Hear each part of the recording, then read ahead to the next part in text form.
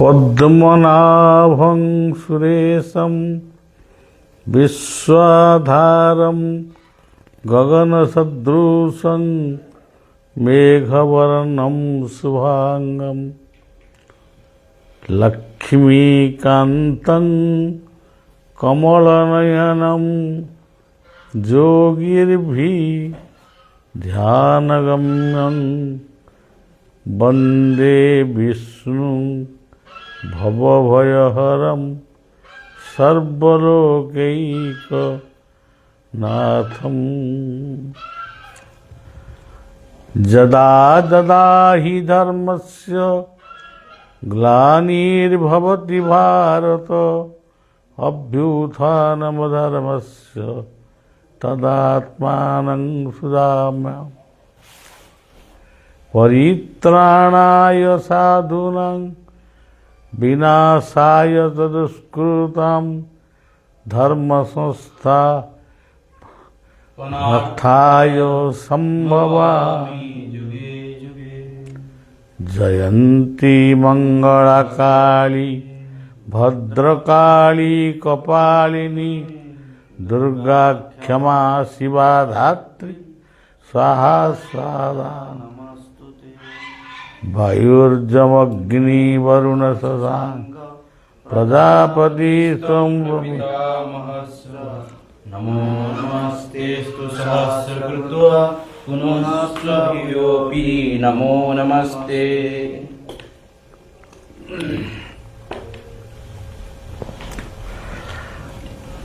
नमस्ते।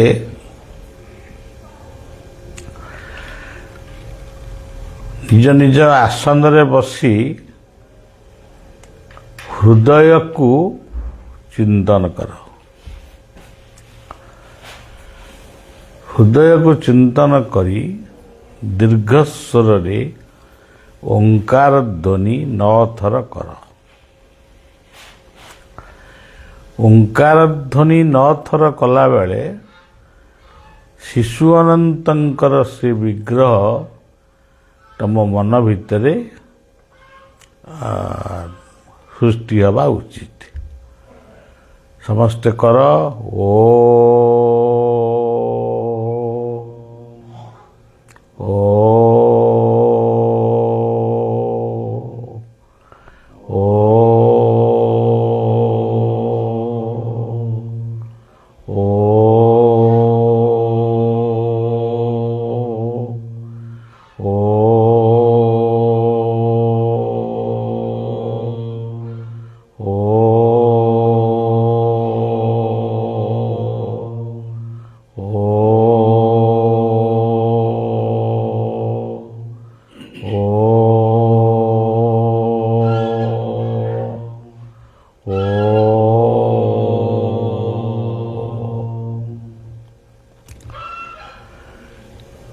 हृदय ध्यान परे ललाट चक्र को ललाट चक्रु सहस्रा चक्र पर्यंत गोटे बीज मंत्र सर्वनिम्न 3 थर हो बा 5 थर हो चिंतन करिबा। इष्ट गुरुमूर्ति को ध्यान करिबा। ओं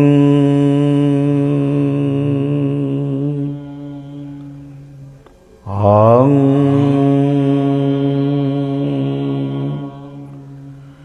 ओं ओं ओं।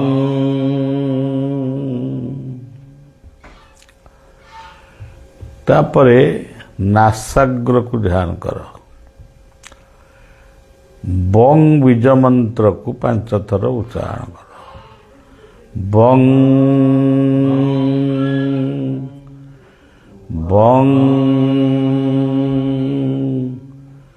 बंग बंग बंग। पुनश्च ना ନାଭିଚକ୍ର ଠାରୁ ହୃଦୟ ଚକ୍ର ପର୍ଯ୍ୟନ୍ତ ଚିନ୍ତନ କର। ଜଂ ବୀଜ ମନ୍ତ୍ରଟି 5 ଥର ଉଚ୍ଚାରଣ କର। ଜଂ ଜଂ ଜଂ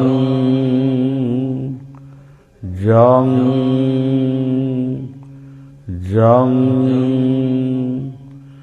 ଜଂ। ଏବେ ହାତ ଯୋଡ଼ି ନମସ୍କାର କର।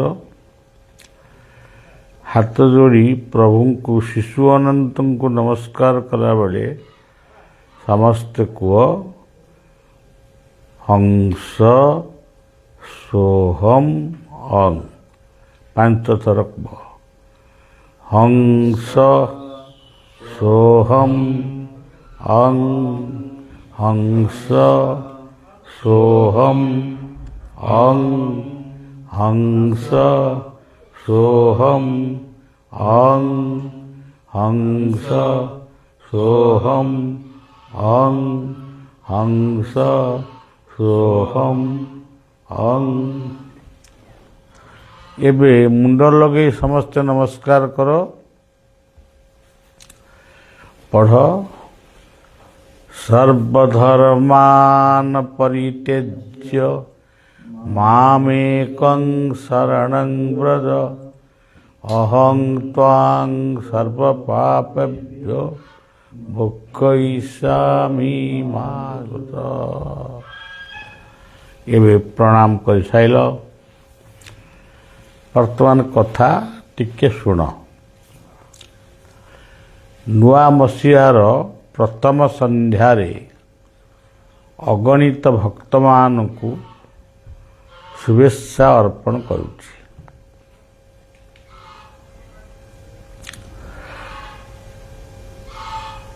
ଯେଉଁ ଶ୍ଲୋକଟିକି ପଢ଼ିଥିଲି ଯଦା ଯଦା ହି ଧର୍ମସ୍ୟ ଗ୍ଲାନିର୍ଭବତି ଭାରତ। ଏ ଶ୍ଲୋକଟି କାହିଁକି ପଢ଼ା ହେଇଥିଲା ବା ପଢ଼ିବାକୁ ଇଚ୍ଛା ହେଲା? ଅଧର୍ମ ଅନ୍ୟାୟ ଅସାମାଜିକତାର ଦୂରୀକରଣ ପାଇଁ ବା ବିନାଶ ପାଇଁ ନିଜେ ସ୍ୱୟଂ ଭଗବାନ ଅବତାର ଗ୍ରହଣ କରନ୍ତୁ। ତାଙ୍କର ଅବତୀର୍ଣ୍ଣ ପରେ ବା ଅବତାରଣା ପରେ ଆପେ ଆପେ ସବୁ ଜିନିଷ ଦୂରୀଭୂତ ହେଇଯିବ। ଆଲୋକ ଜଳିଲେ ଅନ୍ଧାର ଯେଭଳି ନିର୍ବାପିତ ହୁଏ, ସେମିତି ଅବତାର ଆସିଲେ ଅବନୀର ଉଦ୍ଧାର ଆପେ ଆପେ ହୁଏ। ଯେଉଁମାନେ ନିଜକୁ ଆଜି ଅବତାର ବୋଲି କହୁଛନ୍ତି, ତାହା ବୋଧେ ମିଥ୍ୟା ପ୍ରବଞ୍ଚନା ବୋଲି ବିଚାର କରୁଛି। କାରଣ ସିଏ ଯଦି ପ୍ରକୃତରେ ଆସିଥାନ୍ତେ ଯୁଗାବତାରୀ, ତାହେଲେ ଆଜି ଦୁନିଆରେ ଅଧର୍ମ ଆଉ ଅନ୍ୟାୟ ବଢ଼ି ବଢ଼ି ଚାଲୁନଥାନ୍ତା। ଅଧର୍ମ ଅନ୍ୟାୟର ସପକ୍ଷରେ ବିପକ୍ଷରେ ବହୁ କଥା ଆମେ କହିପାରିବା, କିନ୍ତୁ ଯେମିତି ଅଗ୍ନିଟିଏ ଲଗେଇଲେ ଅନ୍ଧାର ଯିବ, ଆମେ ମହମବତୀ ଜାଳିବା କି ଦୀପ ଜାଳିବା କିମ୍ବା ଦିଆସିଲି ଜାଳିବା କି ଚୁଲି ଜାଳିବା କି ଇଲେକ୍ଟ୍ରିକ୍ ବଲ୍ବ ଜାଳିବା, ଏଇଟା ଗୋଟେ ଅଲଗା କଥା। କିନ୍ତୁ ସେଇଭଳି ଭାବନା ଆମମାନଙ୍କ ଭିତରେ ପ୍ରକୃତରେ ଆସିନାହିଁ। ଦେଖନ୍ତୁ, ଯଦା ତଦା ହି ଧର୍ମସ୍ୟ ଗ୍ଲାନିର୍ଭବତି ଭାରତ, ଏ କଥାଟା 4ର୍ଥ ଅଧ୍ୟାୟରେ ସେ କହିଲେ। କିନ୍ତୁ ପ୍ରଥମ ଅଧ୍ୟାୟର ପ୍ରଥମ ଶ୍ଲୋକରେ ସେ କହିଲେ, ପ୍ରଥମ ଶବ୍ଦଟିକୁ ସେ ଦେଲେ ଧର୍ମକ୍ଷେତ୍ରେ। ଏଇ ଧର୍ମକ୍ଷେତ୍ରଟି କହିଥିବା ବେଳେ ସେତେବେଳେ ସେ କେଉଁ ଧର୍ମ କଥା କହୁଛନ୍ତି? ଆଜି ଆମେ ଯେମିତି କହୁଛୁ ହିନ୍ଦୁ, ମୁସଲମାନ, ଖ୍ରୀଷ୍ଟିଆନ, ବୌଦ୍ଧ, ଜୈନ, ଶିଖ, ସେମିତି କୌଣସି ଧର୍ମର ନାଁ ସେ ନେଇନାହାନ୍ତି। କେବଳ କହିଛନ୍ତି ଧର୍ମକ୍ଷେତ୍ରେ। ତାମାନେ ଧର୍ମର ଗୋଟେ କ୍ଷେତ୍ର ସ୍ୱତନ୍ତ୍ର ଅଛି। ଆପଣମାନେ କହିବେ ଶିଶୁ ଅନନ୍ତ ଆଶ୍ରମ। ଯେତେବେଳେ କହିବେ ଆପଣଙ୍କୁ ଯିଏ ପଚାରିବ ସେ କେଉଁଠି, ଆପଣ କହିବେ ଅରିଲୋରେ, ଜଗତସିଂହପୁର ଜିଲ୍ଲାରେ, ଅବିଭକ୍ତ କଟକ ଜିଲ୍ଲାରେ, ତିର୍ତ୍ତୋଲ ଥାନାରେ, ତିର୍ତ୍ତୋଲ ପାରାଦୀପ ନିର୍ବାଚନ ମଣ୍ଡଳୀରେ, ଓଡ଼ିଶାରେ, ଏମିତି କଥା ଆପଣ ନିଶ୍ଚୟ କହିବେ।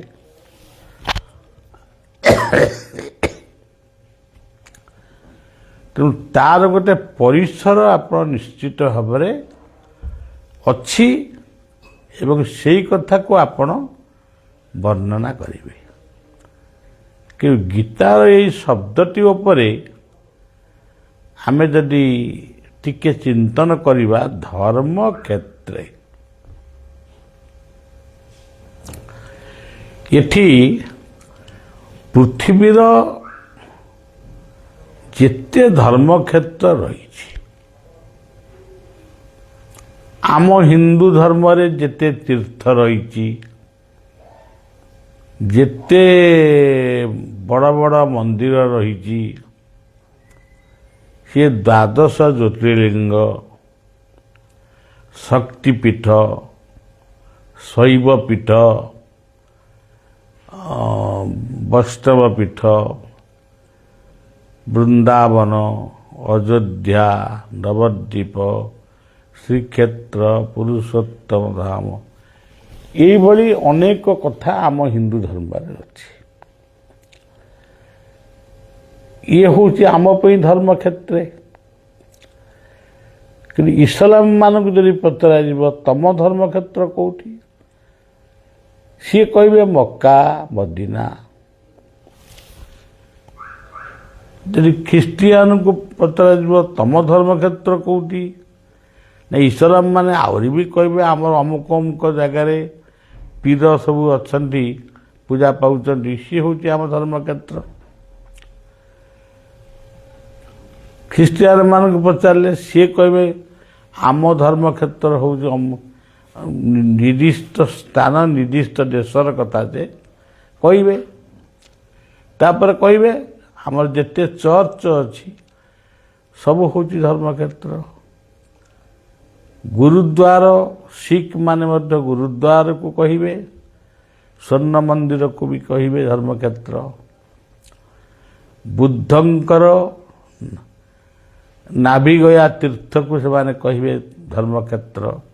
ଆଉ ଯେତେ ବୁଦ୍ଧଙ୍କର ମନ୍ଦିର ରହିଛି ତାକୁ ବି କହିବେ ଧର୍ମକ୍ଷେତ୍ର। ମୋର କହିବା କଥା, ଏଇଭଳିଆ ଧର୍ମକ୍ଷେତ୍ରର କଥାକୁ ଗୀତାର ପ୍ରଥମ ଶବ୍ଦରେ ବର୍ଣ୍ଣନା କରାଯାଇଛି କି, ସେଇଟା ମୋର ବିଶ୍ୱାସ ହଉନି।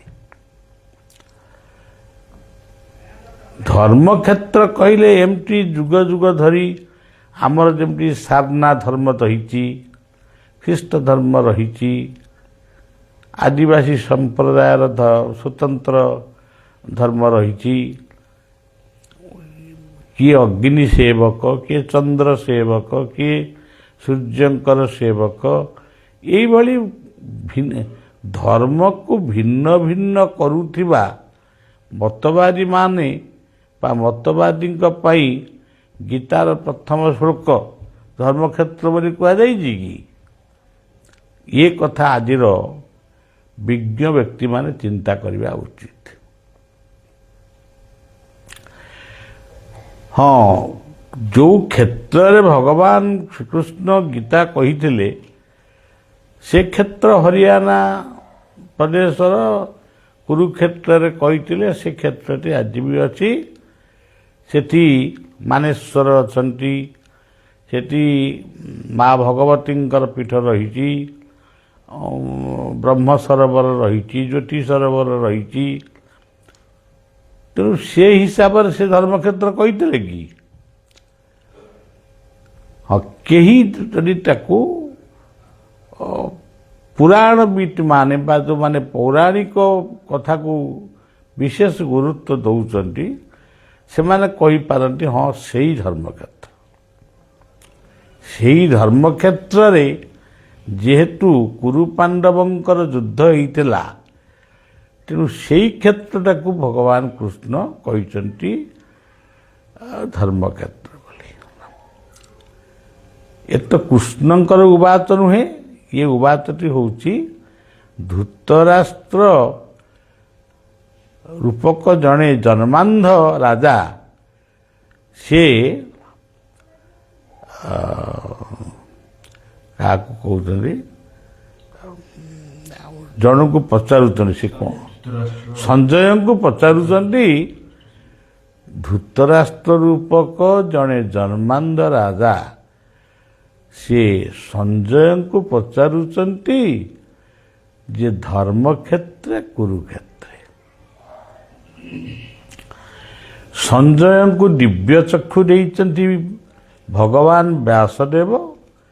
ସେଇ ଦିବ୍ୟ ଚକ୍ଷୁ ବଳରେ ସିଏ କହୁଛନ୍ତି ଏଇ କ୍ଷେତ୍ରରେ ମୋ ପୁଅ ଆଉ ପାଣ୍ଡବମାନଙ୍କ ପିଲାମାନେ ସବୁ ଏକାଠି ମିଶିକିରି କ'ଣ କଲେ?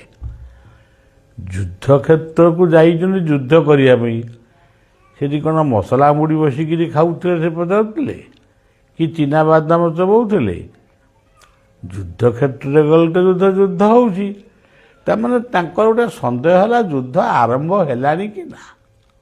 ଏଇଥିପାଇଁ ସେ କହିଥିବେ ଯୁଦ୍ଧଟା ଆରମ୍ଭ ହେଲାଣି କି ନା, ସେଇଟାକୁ ସେ ପଚାରିଥିବେ। ତେବେ ଧର୍ମକ୍ଷେତ୍ର ସ୍ୱରୂପୀ କୁରୁକ୍ଷେତ୍ର ଇଏ କଥାଟାକୁ ବର୍ଣ୍ଣନା କାହିଁକି କଲେ? ସିଏ ତ କହିଥାନ୍ତେ, ସେ କହିପାରିଥାନ୍ତେ ଯେ ଯୁଦ୍ଧକ୍ଷେତ୍ରରେ ମାମକା ପାଣ୍ଡବାଶ୍ଚୈବ କିମ କୁର୍ବତ ସଞ୍ଜୟ, ଏଇ କଥା କହିପାରିଥାନ୍ତେ କି କେବଳ କୁରୁକ୍ଷେତ୍ର ନାଁ ଟିକେ ନେଇଥାନ୍ତେ। କିନ୍ତୁ ସେ କାହିଁକି କହିଲେ ଧର୍ମକ୍ଷେତ୍ରେ?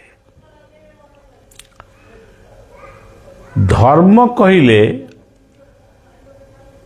ଧାରଣ କରିବା ହେଉଛି ଧର୍ମ। ସୂର୍ଯ୍ୟ ପୃଥିବୀକୁ ଧାରଣ କରିଅଛନ୍ତି, ତେଣୁ ସୂର୍ଯ୍ୟ ହେଉଛନ୍ତି ଧର୍ମ ଦେବତା, ପୃଥିବୀ ହେଉଛି ଧର୍ମକ୍ଷେତ୍ର। ଯେତେ ତାରା ଗ୍ରହ ନକ୍ଷତ୍ର ଆପଣମାନେ ଆକାଶରେ ଦେଖୁଛନ୍ତି ଓ ଛୋଟ ଛୋଟ ତାରକା ବୃନ୍ଦ ଆପଣ ଦେଖୁଛନ୍ତି, କଳ୍ପନା ବି କରିପାରିବେ ନାହିଁ କେତେ କୋଟି ତାରକା ଆପଣ ଦେଖୁଛନ୍ତି। ଯିଏ ଯୋଉଠି ଅଛନ୍ତି ସେ ସେଇଠି ଦେଖୁଛନ୍ତି। ତେଣୁ ତାକୁ ବିଜ୍ଞାନ ପ୍ରମାଣ କଲେ ବା ପ୍ରମାଣ କରି ସାରିଲେଣି, ହୁଏତ କିଛି ବାକି ଥିବ କିନ୍ତୁ ପ୍ରମାଣ କରି ସାରିଲେଣି, ଗୋଟିଏ ସୂର୍ଯ୍ୟ ତାଙ୍କରି ଆଲୋକରେ ସମସ୍ତ ନକ୍ଷତ୍ରମାନେ ଆଲୋକିତ ହେଉଛନ୍ତି। ତାହେଲେ ସୂର୍ଯ୍ୟ ହେଉଛନ୍ତି ଧର୍ମଦେବ। ଏହି ସୂର୍ଯ୍ୟଙ୍କର ସୌରଶକ୍ତି ଗ୍ରହ ତାରା ନକ୍ଷତ୍ର ଠାରୁ ପୃଥିବୀ ମଧ୍ୟ ସେଇ ନକ୍ଷତ୍ର ସବୁଆଡ଼କୁ ଯାହାର ଆଲୋକ ରଶ୍ମି ବିଚ୍ଛୁରିତ ହେଇ ପଡ଼ିଛି, ସେ ସମଗ୍ର ଜଗତଟା ହିଁ ଧର୍ମକ୍ଷେତ୍ର। এইটা ଆପଣମାନେ ବିଚାର କରନ୍ତୁ। ତାପରେ ଆଉ ଧର୍ମକ୍ଷେତ୍ର କ'ଣ? ଆମେ ଆଉ ଏତେ ବାଟ ଯାକ ଯାଇପାରିବାନି। ଆଉ କ'ଣ ଏତେ କଥାର ଉତ୍ତର ଦେଇପାରିବାନି। ଆମେ ଯେଉଁ ପୃଥିବୀରେ ବାସ କରୁଛୁ, ଏ ପୃଥିବୀଟି ହେଉଛି ଧର୍ମକ୍ଷେତ୍ର ସ୍ୱରୂପୀ କୁରୁକ୍ଷେତ୍ର। ଆଉ ସବୁ ଜଗତଟା ଧର୍ମକ୍ଷେତ୍ର, କିନ୍ତୁ ଏକମାତ୍ର ପୃଥିବୀ ହେଉଛି ଧର୍ମକ୍ଷେତ୍ର ସ୍ୱରୂପୀ କୁରୁକ୍ଷେତ୍ର। କୁରୁ ଶବ୍ଦ ମାନେ କାମ କର। ଯେଉଁଠି କାମ ଚାଲିଛି, ରାତି ପାଇଲେ ଯେ ମଣିଷ କର୍ମର ଚିନ୍ତା କରୁଛି, ମୁଁ କ'ଣ କରିବି, ସିଏ କୁରୁକ୍ଷେତ୍ର ନ ହେଇକିରି ଆଉ କିଏ କୁରୁକ୍ଷେତ୍ର? ଆଉ ସବୁ ଧର୍ମକ୍ଷେତ୍ର। ତାଙ୍କର ଶକ୍ତିରେ ଆମେ ପ୍ରତିପାଳିତ ହେଉଛୁ। ସେ ଯେଉଁ ଗୀତଟି ତବ ଦିବା ଜ୍ୟୋତି ପରକାଶେ ନୀତି ଗ୍ରହ ତାରା ନୀଳାମ୍ବରେ ତୁମ୍ଭ ତବ ପୂର୍ଣ୍ଣ ହାସେ କୁସୁମ ବିକାଶ ଜୟ ଜଗଦୀଶ ହରେ। ନମୋ ନିରଞ୍ଜନ ନିଖିଳ ନିଦାନ ବ୍ୟାପ୍ତ ସର୍ବଚରାଚରେ ପ୍ରଭୁ ଦୟାମୟ ମଙ୍ଗଳ ଆଳୟ ଜୟ ଜଗଦୀଶ ହରେ। ଏଇ ଯେଉଁ ପଦଟାକୁ ଲେଖିଲେ ତବ ଦିବାଜ୍ୟୋତି ପରକାଶେ ନୀତି, ଏଇ ବିଶ୍ୱ ବା ପୃଥିବୀରେ ଏକଥା ଦେଖିଥାନ୍ତେ। ସେ ଲେଖିଲେ କ'ଣ? ତବ ଦିବାଜ୍ୟୋତି ପରକାଶେ ନୀତି ଗ୍ରହ ତାରା ନୀଳାମ୍ବରେ ତବ ପୂର୍ଣ୍ଣ ହାସେ କୁସୁମ ବିକାଶେ। ଏଇ ଯେଉଁ ଧାଡ଼ିଟା ଆସିଲା, ଏଇଟା ପୃଥିବୀ ପାଇଁ ଆସିଲା। ତେଣୁ ଧର୍ମକ୍ଷେତ୍ର କହିଲେ ପାହାଡ଼ ପର୍ବତ ନଦ ନଦୀ ଝରଣା ବୃକ୍ଷ ତରୁ ତୃଣ ଲତା ଯେଉଁଠି ଅଛି ଏବଂ ଯେଉଁଠି ସମସ୍ତେ କର୍ମରତ। ଆଜି ମଞ୍ଜିଟିଏ ପକେଇଲେ କାଲିକି ସେ ଗଜା ହୁଏ, ତାପରେ ଫସଲ ହୁଏ। ସେଇଭଳି ଏ ସମଗ୍ର ପୃଥିବୀ ହେଉଛି ଧର୍ମକ୍ଷେତ୍ର ସ୍ୱରୂପୀ କୁରୁକ୍ଷେତ୍ର। ଏଇ ଧର୍ମକ୍ଷେତ୍ର ସ୍ୱରୂପୀ କୁରୁକ୍ଷେତ୍ରର ଗୋଟେ ଛୋଟିଆ ଅଂଶ ହେଉଛି ଯେ ଯେଉଁଠି କୁରୁ ପାଣ୍ଡବଙ୍କର ଯୁଦ୍ଧ ହେଇଥିଲା।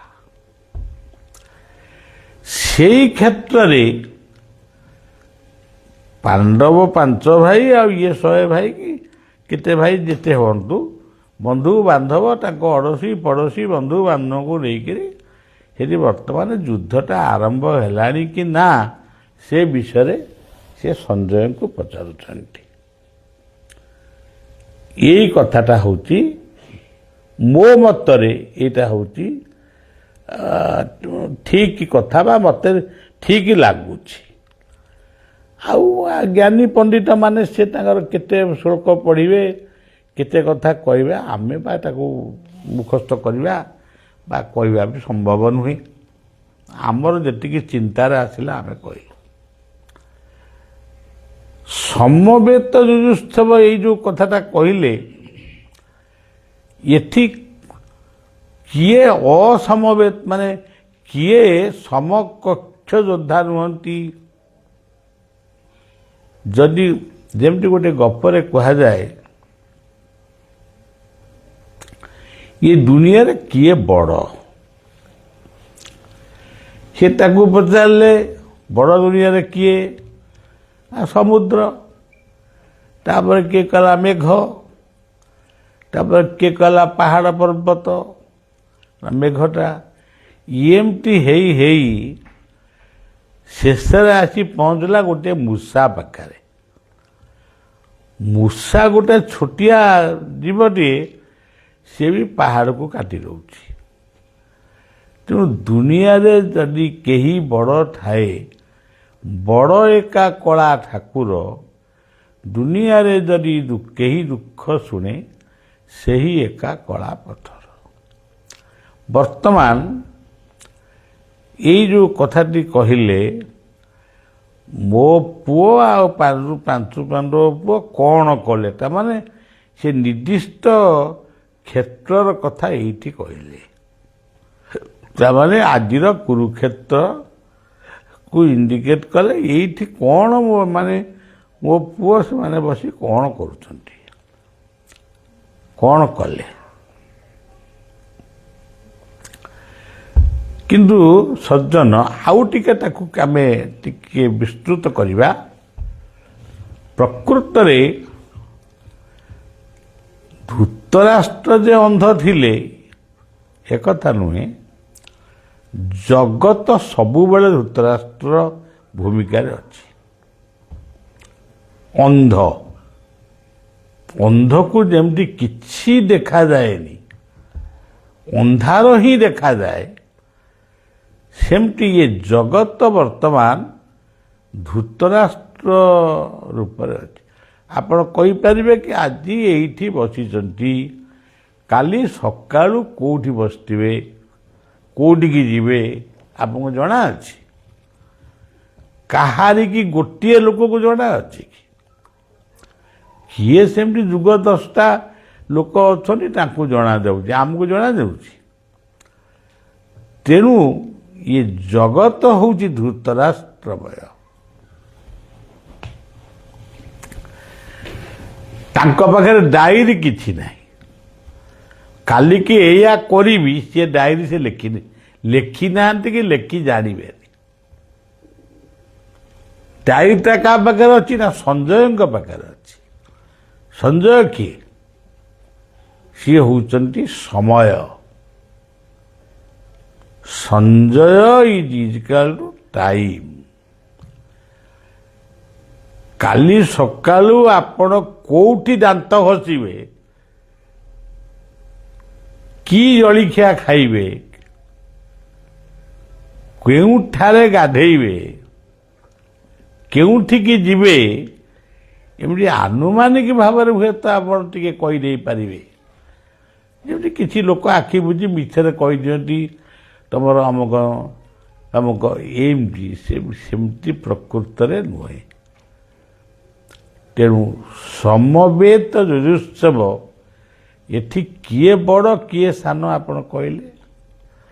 5ଟି ଆଙ୍ଗୁଠିରୁ ଗୋଟିଏ ଆଙ୍ଗୁଠି ବି ଛୋଟ ନୁହେଁ। ଛୋଟ ଭଳିଆ ଦେଖାଯାଉଥିବା କାଣି ଆଙ୍ଗୁଠି ସିଏ ମଧ୍ୟ ଛୋଟ ନୁହେଁ। ପବନ ବଡ଼ ନା ସମୁଦ୍ର ବଡ଼? ସମୁଦ୍ର ବଡ଼ ନା ପୃଥିବୀ ବଡ଼? ପୃଥିବୀ ବଡ଼ ନା ଆକାଶ ବଡ଼? ଆକାଶ ବଡ଼ ନା ଅଗ୍ନି ବଡ଼? ଅଗ୍ନି ବଡ଼ ନା ସୂର୍ଯ୍ୟ ବଡ଼? କାହାକୁ ଆପଣ ଛୋଟ କହିବେ?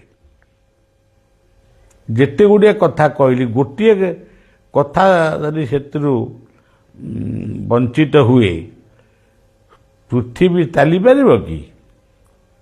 ସୃଷ୍ଟି ଚାଲିପାରିବ କି? ସୂର୍ଯ୍ୟଙ୍କ ବିନା ଚନ୍ଦ୍ରଙ୍କ ବିନା, ଇଏ ସୂର୍ଯ୍ୟ ଚନ୍ଦ୍ର ବାୟୁ ପୃଥିବୀ ସମୁଦ୍ର, ୟାଙ୍କ ବିନା ପୃଥିବୀରେ କୋଉ ଜୀବଟି ଆଗ ରହିପାରିବ? ପୃଥିବୀ ତ ରହିବ କି ନାହିଁ? ଜୀବ ଗୋଟେ ଛୋଟିଆ ପିମ୍ପୁଡ଼ିଟିଏ ବଞ୍ଚିପାରିବ?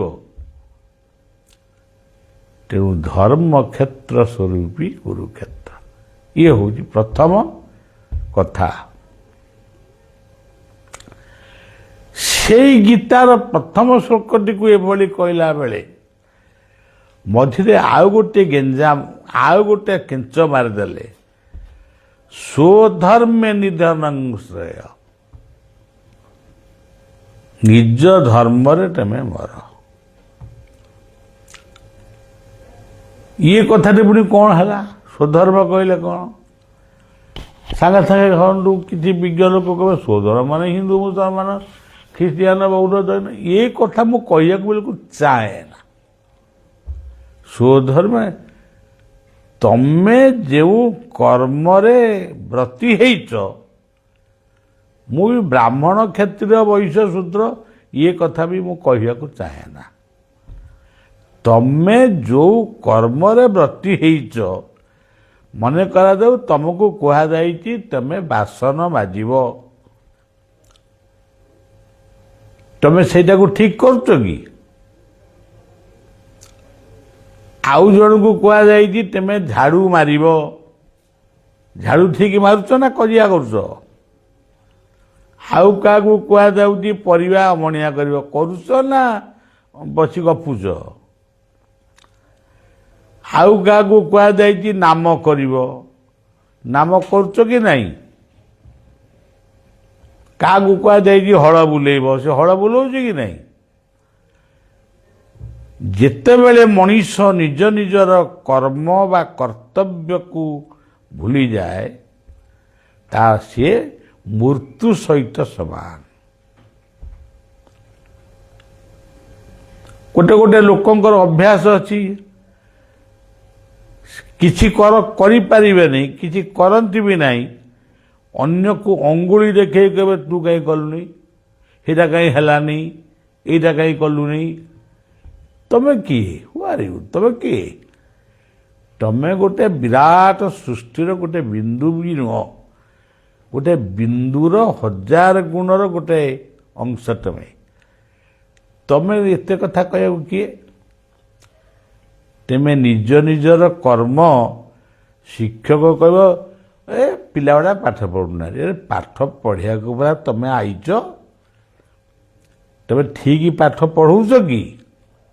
ତାଙ୍କୁ ଠିକ୍ ପରୀକ୍ଷା କରୁଛ କି? ତାହେଲେ ତମେ ଠିକ୍ ଶିକ୍ଷକ ବୋଲି କୁହାଯିବ। ଆଉ ତମେ କାହାକୁ କହୁଛ ଆମ ପିଲାଗୁଡ଼ା ପାଠ ପଢ଼ୁନାହାନ୍ତି? ତମ ପିଲାମାନେ ପାଠ ପଢ଼ୁନାହାନ୍ତି ଦାୟୀ କ'ଣ ଆମେ? ଅଭିଭାବକ ମାନେ କ'ଣ ଦାୟୀ? ସେମାନେ ପାଠ ପଢ଼େଇବା ପାଇଁ ତମ ପାଖରେ ଛାଡ଼ିଛନ୍ତି।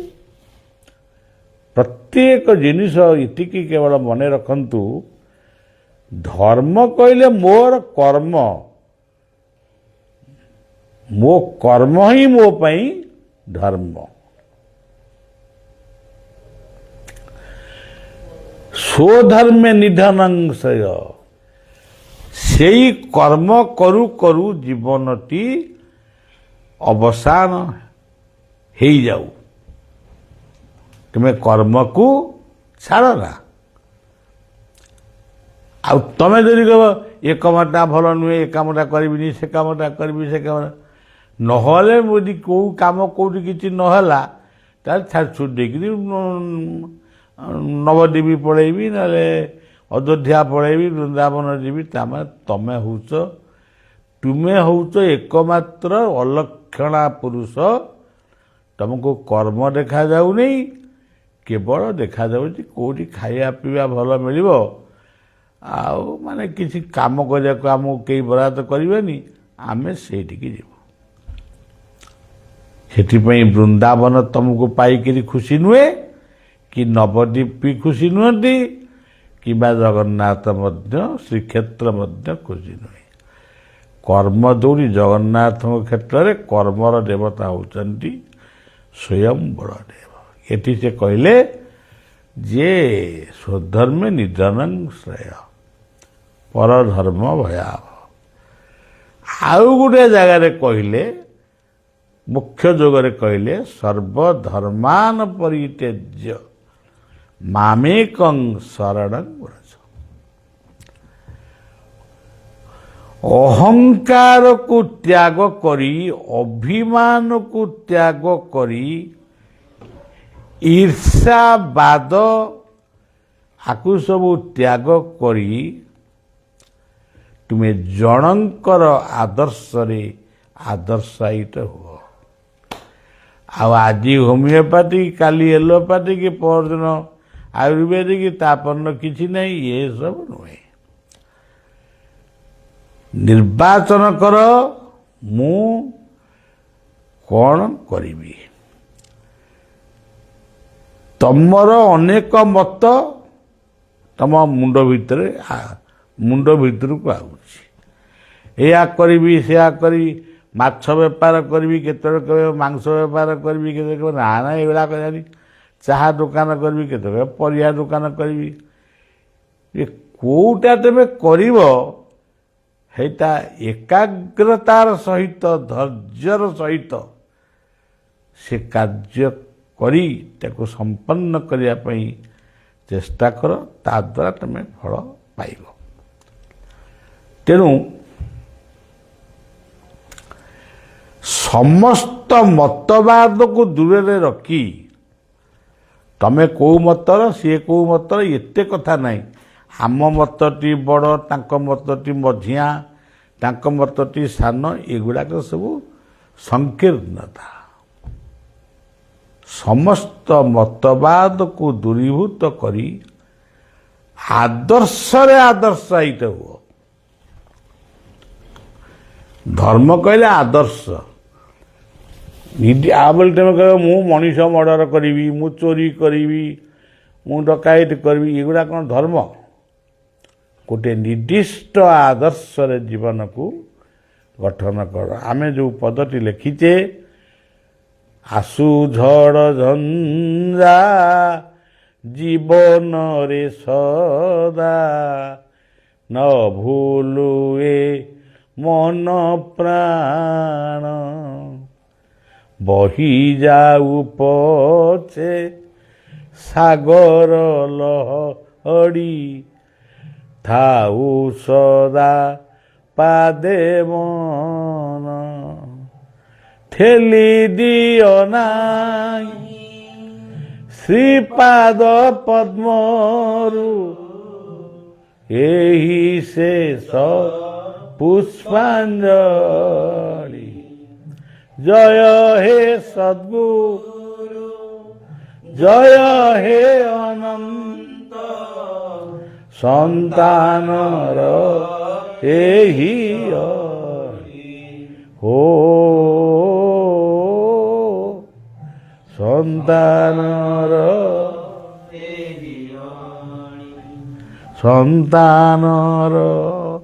ଏହି ଜୀବନରେ କର୍ମ କରିବାକୁ ହେଲେ, ନିର୍ଦ୍ଦିଷ୍ଟ ଆଦର୍ଶରେ ଆଦର୍ଶାୟିତ ହେବାକୁ ହେଲେ ଅନେକ ଝଡ଼, ଅନେକ ଝଞ୍ଜା, ଅନେକ ନିନ୍ଦା, ଅନେକ ଦୁଃଖ ଆସିବ। ଆଉ ବୋଲି କ'ଣ ଆମେ ଛାଡ଼ିକିରି ପଳେଇବା? ଏଇ ଆଶ୍ରମ ଭିତରୁ କେତେକ ପଳେଇଲେଣି, ପଳାନ୍ତୁ, କୋଉଠିକି ଯିବେ? ଯାଇ ଯାଇ ନେଉଳ ଯାଇ ଯାଇ କିଆ ବୁଦକୁ, ସେମିତି ତମେ ଏଇ ପୃଥିବୀରେ ରହିବ, ଏଇ ଦେଶରେ ରହିବ। ଏଠି ନାମ କରୁଥିଲ ଆଉ କେଉଁଠି ନାମ କରିବ, ଏଠି କାମ କରୁଥିଲ ଆଉ କେଉଁଠି କାମ କରିବ, କିନ୍ତୁ ସବୁବେଳେ ନିର୍ଦ୍ଦିଷ୍ଟ ଆଦର୍ଶରେ ଜୀବନକୁ ଅତିବାହିତ କର। ଏଇଠି ବର୍ତ୍ତମାନ ବୃନ୍ଦାବନରୁ ଜଣେ ଆମର ବାବାଜୀ ଆସିଛନ୍ତି, କ'ଣ ତାଙ୍କ ନାଁ? ଗୋପାଳ ବାବା। ସୁନ୍ଦର ପିଲା, ସୁନ୍ଦର ଯୁବକ, ପାଲା ବାୟକ ସେ ଥିଲେ। ବର୍ତ୍ତମାନ ବାଦ୍ୟ ବଜାଉଛନ୍ତି, ସଂକୀର୍ତ୍ତନ ଗାଉଛନ୍ତି, ଭକ୍ତ ଶିଷ୍ୟମାନଙ୍କ ଘରକୁ ଯାଉଛନ୍ତି। ସବୁଦିନେ ରାଧାରାଣୀଙ୍କ ବର୍ଷାଣା, ରାଧାରାଣୀଙ୍କ ଆସ୍ଥାନରେ ବସି କିଛି ରାଧା ତତ୍ତ୍ୱ ସେ କହୁଛନ୍ତି।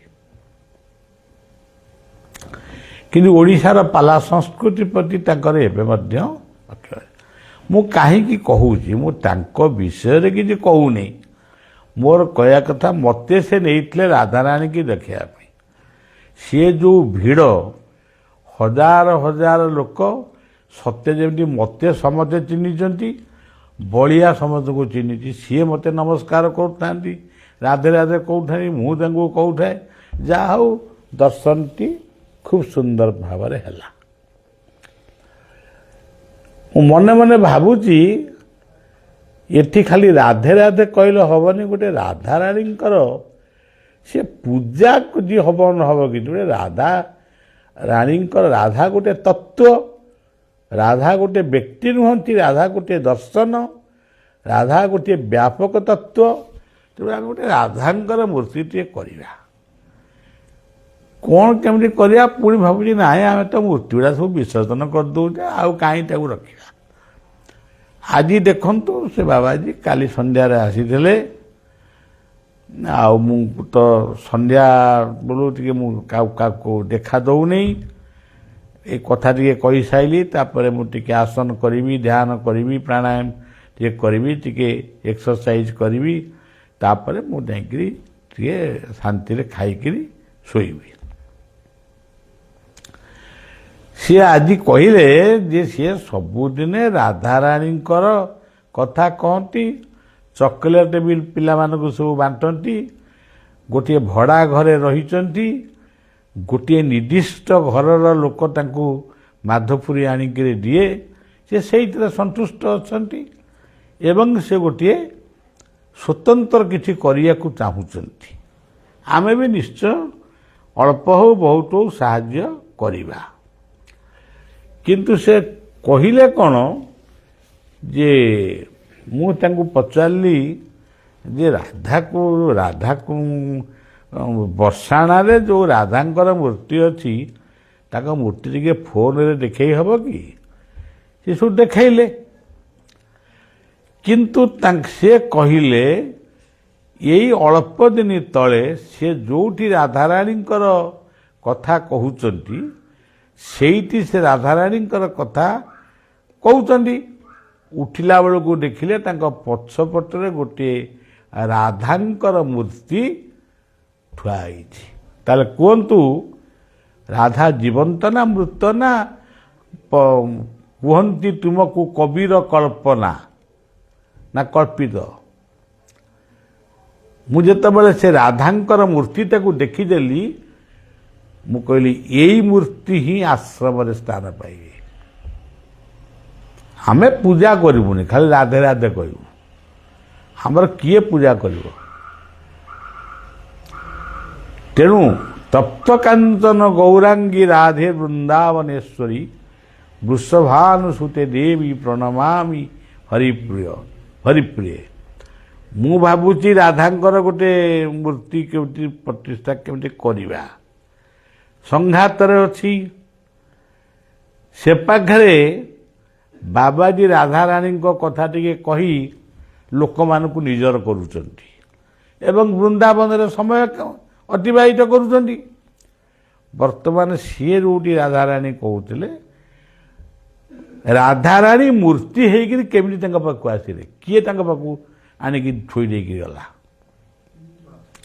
ଯଦି ବ୍ୟକ୍ତି ଥୋଇଛି ତ ଜାଣିପାରିବେ ଗୋଟେ ବ୍ୟକ୍ତି ଆଣିକି ମୂର୍ତ୍ତିଟାକୁ ଥୋଇଲା। ତୁ ଅଭିମନ୍ୟୁଙ୍କର ସେଇ କଥା ମୋର ମନେ ପଡ଼ୁଛି, ଅପ୍ରାକୃତ ପ୍ରେମ ମୂର୍ତ୍ତି ଜୟ ରାଧା ହରି। ଏଇ ଯେଉଁ କଥା ପଦକ ସେ ଲେଖିଛନ୍ତି ଏଇଠି ତାର ପ୍ରମାଣ ହେଲା।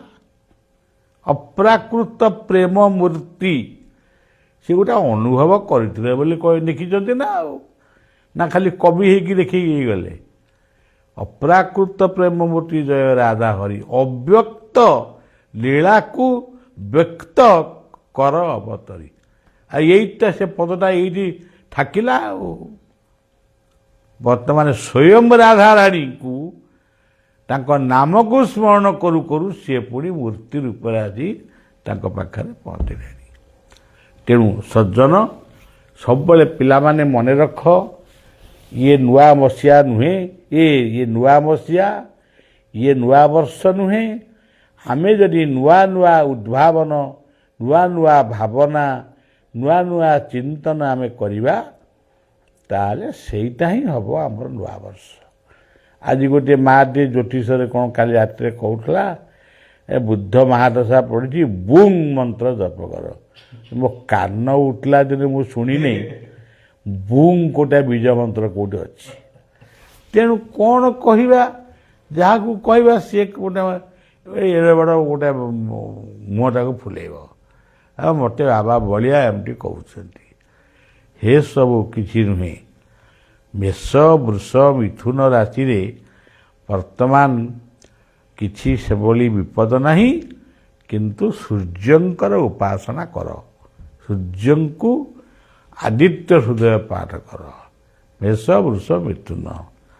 କର୍କଟ ସିଂହ କନ୍ୟା ତୁଳାରେ ଆପଣମାନେ ସେଇ ସୂର୍ଯ୍ୟଙ୍କୁ ନମସ୍କାର କରିବେ। ପୂର୍ଣ୍ଣମୀ ରାତିରେ ଚନ୍ଦ୍ରମାଙ୍କୁ ଟିକେ ପ୍ରାର୍ଥନା କରିବେ। ମେଷ ବୃଷ ମିଥୁନ କର୍କଟ ସିଂହ କନ୍ୟା ଗଲା ନା କ'ଣ? କେଉଁ ଯାଏ କହିଲି ବା? ତୁଳା ବିଛା ଧନୁ ମକର, ଏଥିପାଇଁ ଗ୍ରାମ୍ୟ ଦେବୀଙ୍କୁ ମାର୍ଜନା କର। ତୁଳା ବିଛା ଧନୁ ମକର